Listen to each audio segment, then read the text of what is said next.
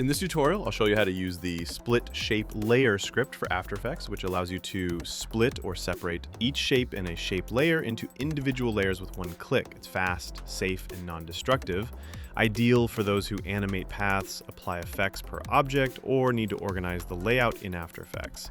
In this example, we'll use an Adobe Illustrator file to see the script in action. Let's go. After importing your file, let's create a shape layer from the Illustrator file. Okay. Now, notice that only one layer was created containing all the shapes. All the content and shapes are organized into groups within the shapes, which limits control over each piece during animation. Now, let's go to the script.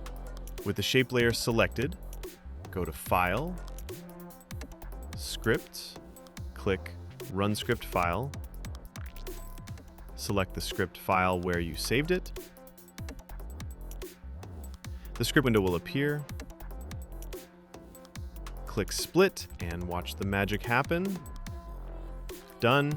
The layer's been replicated with the same number of groups within contents, preserving layer transformations such as position, scale, rotation, opacity, and shape properties, fills, strokes, paths, group effects.